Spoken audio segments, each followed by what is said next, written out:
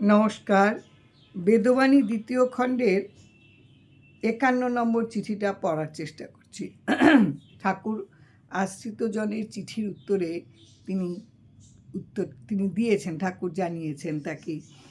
ঠাকুর লিখেছেন, ভাগ্য হইতেই লোক ফল লাভ করিয়া থাকে। আমরা যা প্রতিদিনের যা পাই, যা আমাদের প্রাপ্তি ঘটে, মানে আমরা কি এই যে আমরা ফল লাভ করা মানে কি, আমরা যা পাই এটাকে হচ্ছে ফল লাভ। তা আমরা এই যে প্রতিদিনের যা খাদ্য পাই, যা অন্ন, যা বস্ত্র পাই, যা পাই, যা ভালোবাসা পাই, যা অবজ্ঞা পাই, যা অবহেলা পাই, যা কিছু লাঞ্ছনা গঞ্জনা বা যা কিছু সুখভোগ, সবটাই কিন্তু আমরা ভাগ্য থেকেই সেই ফল পাই। এর বাইরে কিন্তু আর কেউ আমাকে ইচ্ছেকৃতভাবে আমার সঙ্গে কেউ শত্রুতামি করে বা আমাকে কেউ বেশি ভালোবেসে অনেকটা পাইয়ে দিচ্ছে, তা কিন্তু নয়। ঠাকুর লিখেছেন, ভাগ্য হইতেই লোক ফল লাভ করিয়া থাকে। এটা যদি আমরা আমাদের মনের মধ্যে একেবারে গেঁথে নিতে পারি, তাহলে বোধহয় প্রত্যেক দিনের আমাদের যে প্রতিদিনের যে পথ, এই পথ যেন আমরা অতি মসৃণভাবে চলতে পারি। কেননা আমি যদি প্রতিদিন জানি প্রতিটি মুহূর্তে আমার যা কৃতকর্ম অনুযায়ী আমার যা ভাগ্য, যা বিধাতা তিনি লিখে দিয়েছেন, এর অতিরিক্ত কিছু ফল আমি পেতে পারি না। কাজেই প্রতিদিন আমি যেমন যেমন পাবো, সবটাই আমার অর্জিত কৃতকর্মের ফল।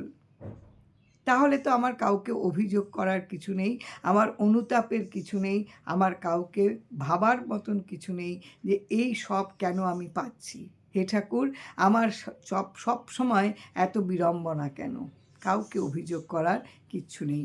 আমার কৃতকর্মের ফল আমি প্রতিদিন ভোগ করে যাচ্ছি।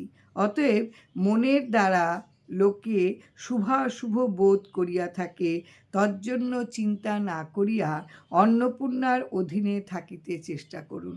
আরেকবার বলছেন, অতএব তাই মনের দ্বারা, এই আমাদের যে মনটা যে চারদিকে ছুটে বেড়ায়, চারদিকে দৌড়ে বেড়ায়, এই মনের দ্বারাই লোকে শুভ অশুভ, ভালো মন্দ, খারাপ, তাপ অনুতাপ, এই যে সব কিছু, এটা তারা বোধ করি, আমরা অনুভব করি, আমরা বুঝতে পারি আমাদের মনের দ্বারা।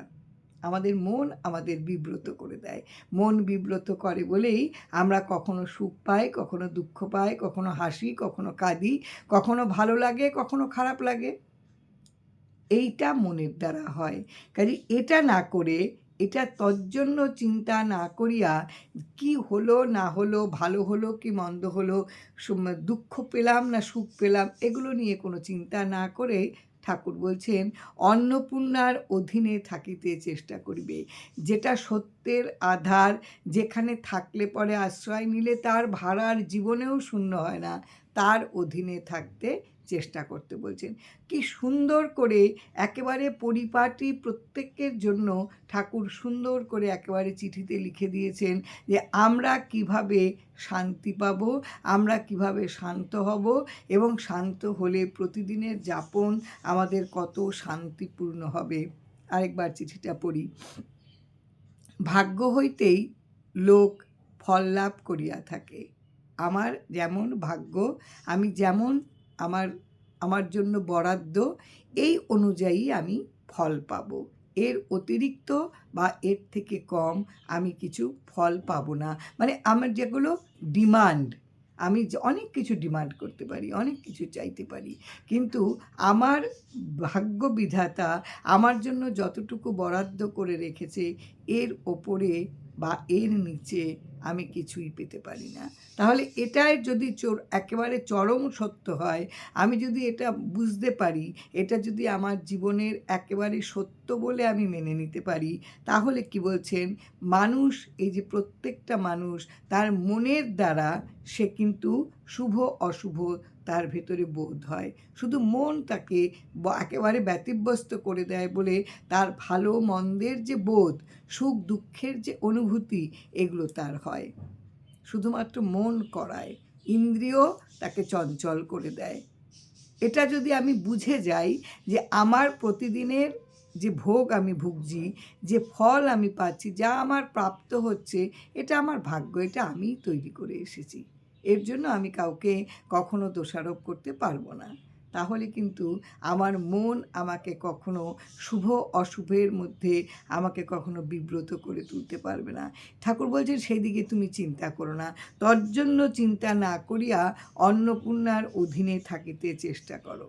সেই জন্য তুমি কোনো চিন্তা করো না, তুমি ভেবো না, কেননা এটা তো তোমারই অর্জিত কর্মফল, তোমাকেই তো ভোগ করতে হবে। এ ভোগ কে করবে? এখান থেকে কেউ এক ফোঁটাও অন্য তোমার মানে মা বাবা তো সন্তানের সবচেয়ে বেশি মানে কাছের মানুষ।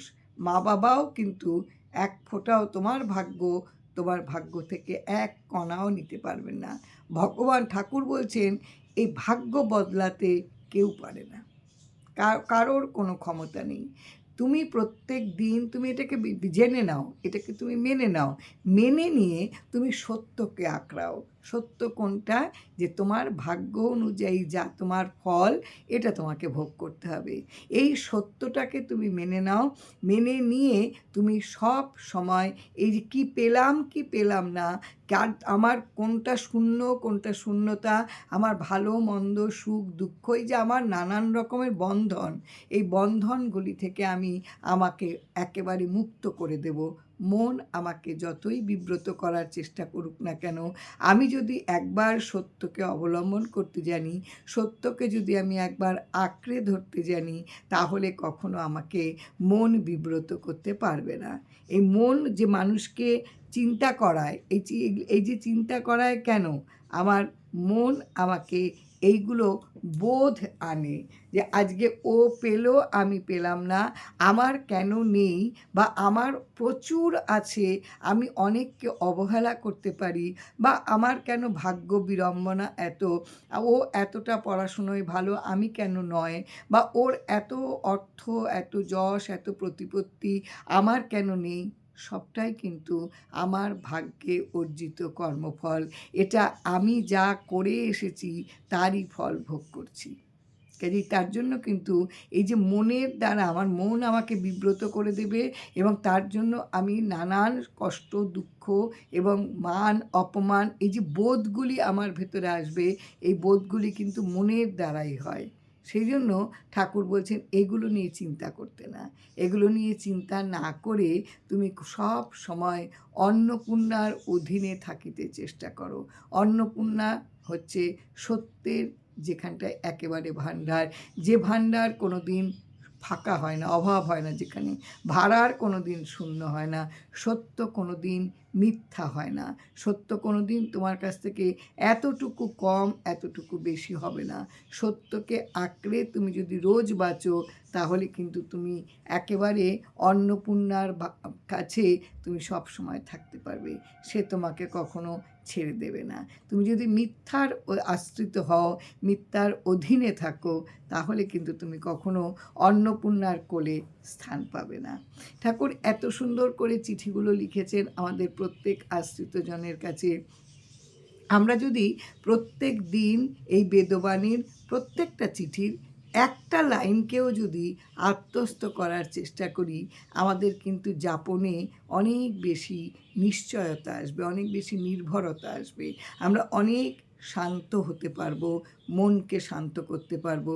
এই মনকে যদি শান্ত করতে পারি, তাহলে কিন্তু আমরা রোজ ভালো থাকবো, আমরা শান্তি পাবো। অসাধারণ চিঠি ঠাকুর লিখেছেন। আমি আরেকবার এই চিঠিটা পুরোটা পড়ছি। ভাগ্য হইতেই লোক ফল লাভ করিয়া থাকে, অতএব মনের দ্বারা লোকে শুভ অশুভ বোধ করিয়া থাকে, তজ্জন্য চিন্তা না করিয়া অন্নপূর্ণার অধীনে থাকিতে চেষ্টা করুন। কিচ্ছু চিন্তা করার নেই, তুমি অন্নপূর্ণার অধীনে থাকো, মানে তুমি সত্যকে আঁকড়ে ধরে থাকো। সত্যকে আঁকড়ে ধরতে পারার মতন মনের সাধনা কিন্তু তোমার করার একেবারে প্রত্যেকটা চিঠির মধ্যে ঠাকুর সেটাই বুঝিয়ে দেন। এই মনের সাধনা, মনটাকে তৈরি করা তোমার প্রতিদিনের দরকার। মন যেদিকে ছুটে যাবে যাক, তুমি যদি সত্যকে আঁকড়ে ধরে থাকতে পারো, মন তোমাকে বিব্রত করতে পারবে না। আমরা পারি না বলেই আমরা বিব্রত হই, আমাদের ভেতরে অনুভূতি আসে, বোধ আসে, সুখ দুঃখটাকে আমরা আইডেন্টিফাই করতে পারি।